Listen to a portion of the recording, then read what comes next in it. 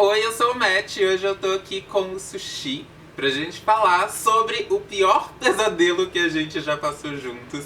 Logo eu que não gosto de falar de coisas ruins por aqui, mas eu acho que pode ser útil pra muita gente, então eu preciso dividir com vocês um pouquinho do que foi encarar a doença do carrapato, como vocês já devem saber pelo título do vídeo.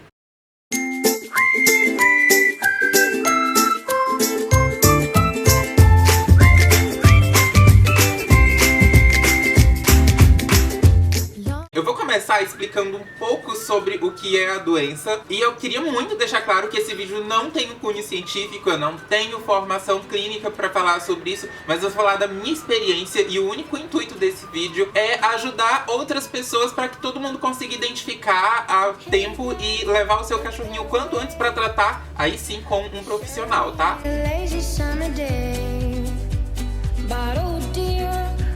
Em resumo, a doença do carrapato é uma doença que é transmitida por um carrapato e acontece da seguinte forma: se um carrapato infectado mordeu seu bichinho de estimação, a qualquer momento da vida a doença pode se manifestar. Pode ser logo após a picada, mas pode ser que demore também. Que foi exatamente o que aconteceu com o Sushi. Quando a doença se manifestou, o Sushi não estava com carrapato, ele nunca teve nenhuma infestação, e a gente cuida muito bem dessa parte do medicamento antiparasitário. Quando a doença se manifesta, quando a imunidade do seu cachorrinho estiver baixa, e aí o protozoário se manifesta e ele deixa o seu cachorrinho em estado totalmente debilitado, que foi o que aconteceu com o Sushi. Eu vou contar um resumo pra vocês mais ou menos. Foi no comecinho de maio, na verdade, que a gente percebeu, depois de ele voltar de um banho, e em geral quando ele volta do criador, ele volta um pouquinho mais cansadinho, porque ele brinca muito, tem espaço, tem outros cachorrinhos, então ele gasta bastante energia. Então, como ele gasta bastante energia e toda vez que ele volta do banho, ele volta um pouco mais cansadinho, eu notei que ele tava um pouco diferente, mas eu não queria fazer o perfil da pessoa que é muito paranoica, e eu falei, cara, não, vamos ficar tranquilos. Tá um pouco estranho, mas pode ser que seja só porque ele brincou um pouco mais.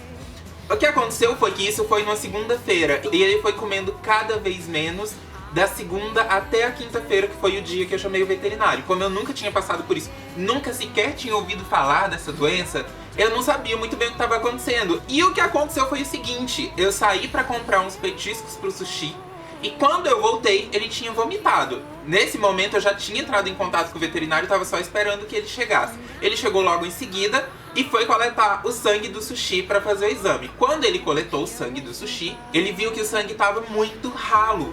Tava ralo literalmente, tava translúcido, dava pra ver a luz passando no tubinho do sangue. Então tava num nível muito avançado, que é exatamente o que acontece. O protozoário simplesmente destrói o sangue do seu bichinho. E o sangue é exatamente vital, ele circula pelo corpo inteiro, então dá pra ter uma noção da gravidade do problema, né? Antes mesmo de coletar o sangue pra fazer o exame, o veterinário, só de olhar pro Sushi, ele conseguiu ver que o Sushi estava anêmico, olhando pela cor do olho e da gengiva. E aí, nesse mesmo dia, na verdade, o Sushi piorou. Ele vomitou mais algumas vezes e teve diarreia também. A gente foi fazer uma pesagem e ele tinha perdido cerca de 300 gramas. Isso pra um cachorro que pesa, em média, 3 quilos, ou seja, 10% do peso só por desidratação. E também, óbvio, por estar comendo muito menos do que o comum ao longo da semana. Sendo que nos 2 dias anteriores, ele realmente não estava comendo e mal estava bebendo água. Mas qual o grande problema disso tudo?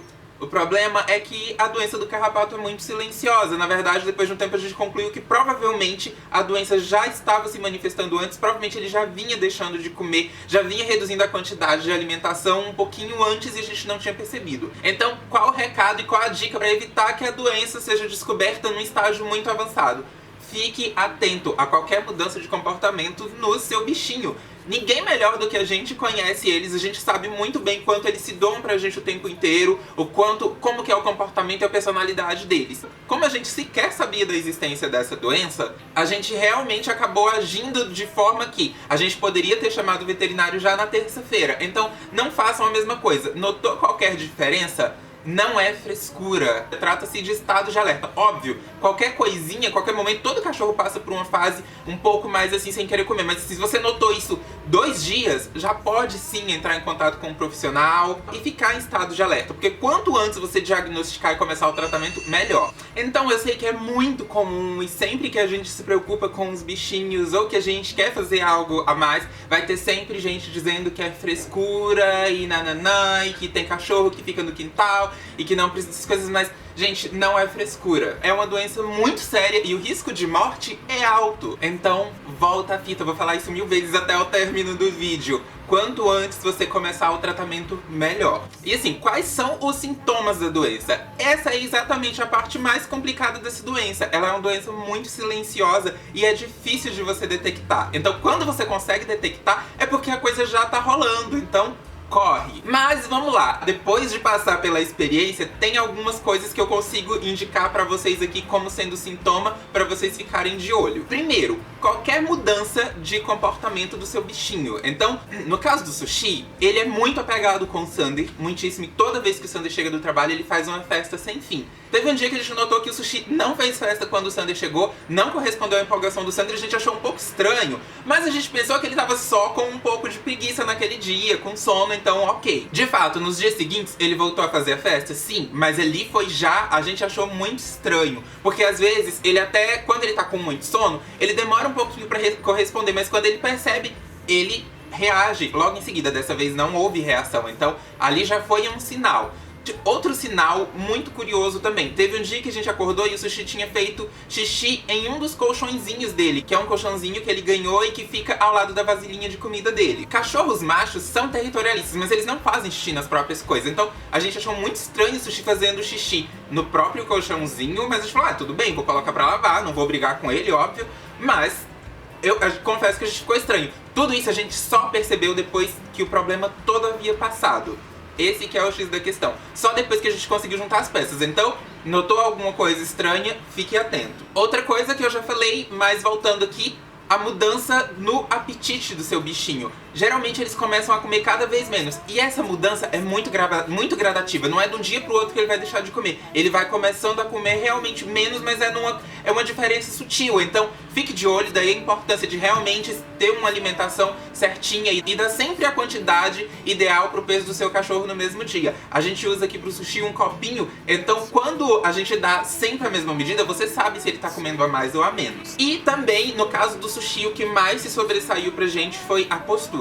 O Sushi gosta muito de ficar deitado, ele dorme bastante, mas em alguns dias dessa semana em questão que a gente descobriu todo esse problema, ele estava se deitando de forma diferente. Ele estava com um olhar muito triste e a postura dele era de prostrado, não era de quem estava deitando pra descansar, ele estava realmente muito prostrado. Outra coisa, ele começou a se isolar muito, então geralmente ele gosta de ficar embaixo da cama, ele não fica tanto nas casinhas dele. A gente não estava vendo o Sushi circulando pela casa ao longo do dia e isso foi muito estranho. Então fica atento a qualquer uma dessas mudanças, tanto na alimentação quanto no comportamento do seu bichinho. E o diagnóstico? Como é feito o diagnóstico? Bem, quando o veterinário chegou aqui, analisou o olho do Sushi, a gengiva, viu que ele estava anêmico, coletou o sangue, viu que o sangue estava muito ralo, já na hora ele percebeu que era doença do carrapato. Ele falou pra mim que podia ser, não confirmou pra não me deixar muito assustado, mais do que eu já tava, né, na verdade.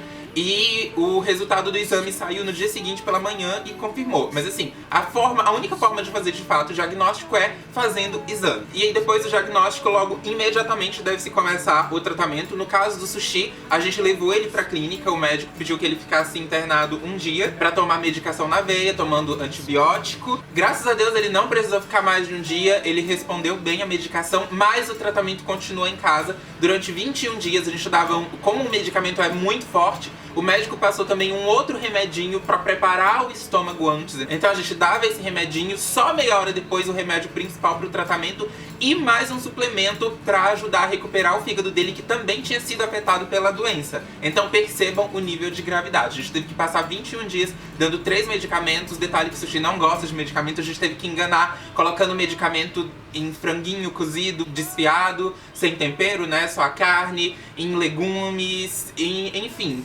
N formas de driblar pra ele tomar o medicamento. Esse tratamento durou 21 dias. Como deu pra perceber, o Sushi já tá bem, graças a Deus. Na verdade, a sensação que a gente tem é que ele nunca teve tanta saúde quanto após o tratamento. Realmente ele tá com todo o gás de novo. E a gente acabou de fazer agora, recentemente, um outro hemograma pra saber se o tratamento realmente tinha dado resultado, se estava tudo certo com o sangue dele e com o organismo. E tá tudo bem, graças a Deus. Inclusive o fígado dele também tá recuperado, que já tava com um probleminha antes e a gente foi dando esse suplemento. Então, amigas, é isso.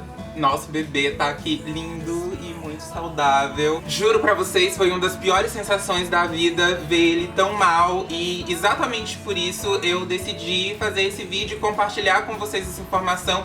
Porque eu espero que ninguém tenha que passar pelo pesadelo que eu tive que passar. E eu juro pra vocês, foi muito horrível. Eu tive muito medo, mas enfim, tá tudo bem agora. Se você ama seus bichinhos, fique sempre atento, cuide direitinho. E se você tem amigos que gostam, que tem cachorrinho, também passa esse vídeo adiante, para que de alguma forma a gente possa ajudar outras pessoas a identificarem o problema a tempo. Automaticamente eu já fico à disposição de qualquer um de vocês que queiram tirar dúvidas, seja por e-mail ou por DM no Instagram, ou até aqui nos comentários. Pode me perguntar qualquer coisa. E se alguém quiser contato do médico que cuida do sushi, eu posso passar também. Enfim, é isso. Vamos tentar fazer com que esse vídeo aqui seja realmente de utilidade pública, tá bom? Muito obrigado por assistir. Deixa o seu like, se inscreve no canal e ativa as notificações pra não perder os próximos vídeos. E me segue também no Instagram, que eu sempre mostro os bastidores dos vídeos aqui e algumas coisas extras, dou algumas dicas lá pelo Stories, tá bom? Beijos do Matt e até a próxima. Tchau! Dá tchau. Dá tchau, dá tchau.